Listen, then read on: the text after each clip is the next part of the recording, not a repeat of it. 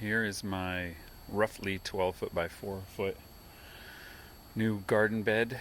I built this using corrugated sheet metal and 2x4s and some decking. All the wood is pressure treated, but I used the design from a YouTuber, which I will link below, who created a design where all the wood is on the outside and the inside is the only thing touching dirt is the sheet metal. So that should make the bed last a good long time, and we shouldn't have any problems with rot, knock on old wood.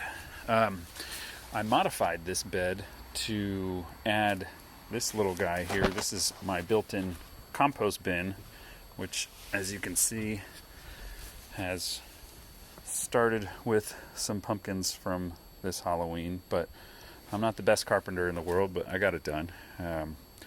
This is half-inch chicken wire, or whatever you call it, and I used a staple gun to put it in. These are